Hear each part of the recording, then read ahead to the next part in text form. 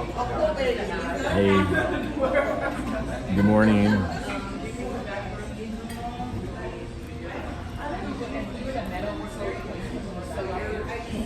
Pretty tired, but making some progress. I decided to take the eastern route instead of the I-5 route, just to avoid a storm warning, and then I'm always looking for an excuse to drive down through eastern Oregon. It's just so much more beautiful than I-5. I mean, I-5's good, but Shasta. But anyhow, so here's what I was writing between today and yesterday. She was right. It did rub me the wrong way. Labels have a way of stealing the heart out of the subject, like saying poly or ENM or whatever people say.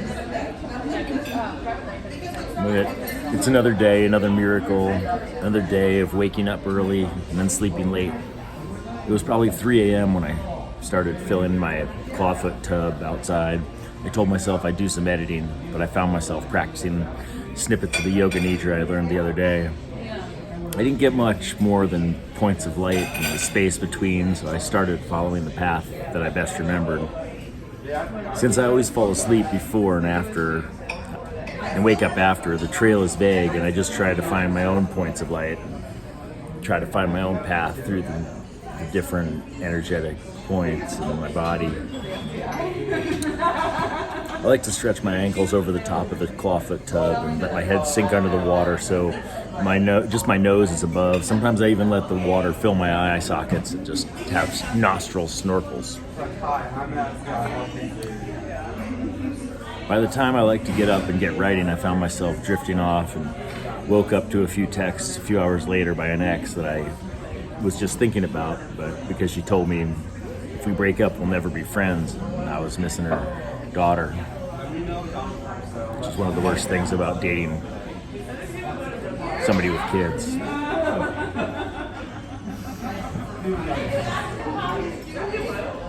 I've always loved cafes, ever since the Sterling Cafe in Homer.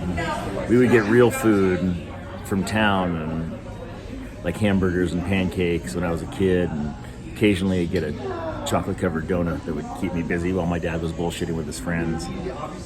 I remember once Brother Isaiah told me, "Don't eat the hole out of that donut." And I ate the outside first and worked my way in. I did my best to preserve that sacred center. Once I got my stuff out of in the dryer this morning at the Eco Laundry, I finally got to my couch at Kova with a timeline now. And I'm sitting in my favorite spot is Trina, the hottie that had helped me reach out to my yogini crush the other day. I'm just so torn. I want to chat and write at the same time, but I end up mostly chatting. We discuss astrology, artistry, and she discovers I'm a filmmaker as well as a writer. She wants to make a documentary herself. She's got a vision and seems to be blocked by some technicalities, and so I offer her a mini lesson and she accepts.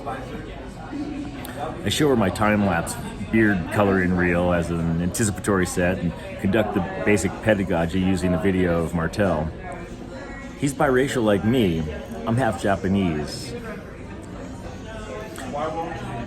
She says she's a quick study though. She gets it set on black and white real quick and puts her phone on me. I take off my glasses and nail the first cut.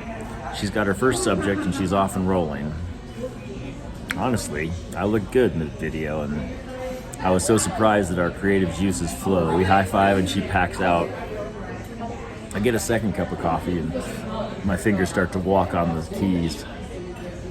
While Romano is pulling my shots, I tell him, "Good things happen when you oversleep." Really? They look shocked. I mean, not you. I suppose it's different if you have a job, but I'm glad I came in late for the coffee. I made it out of town, posted up at Brand 44 North with a view of Smith Rock, and dried tears on my cheeks. Words and feelings keep echoing from behind me. It's good to see you, Pops. Safe travels, son. You're gonna have more dear ones down there too. Heart emoji. I hope you sleep really well tonight. Thank you for being such a wonderful friend, and I love you always. I hadn't been held in what feels like forever, skin on skin. May sound like a sin, but in the arms of somebody you truly trust, it's win-win. Whether it's a friend, lover, partner, or whatever, it's the communication that creates the intimacy. So it don't matter what you call it, but as someone famous once said, the G-spot is between the ears. Well, that's all, folks. Time to get back on the road. Heading to Santa Cruz. Love you guys. Miss you all. I don't like the way that's sitting, is it? I'll give you a surround sound. You can't really see the mountain, but the window is Smith Rock. Way off in the distance. You can't see it. You can just see light coming in. But here's where I am. It's kind of like, it's a good spot. Breakfast was good. They make a mean skillet. And I recommend it as a place to stop before you get to Bend, or if you're playing on Smith Rock. All right, enjoy.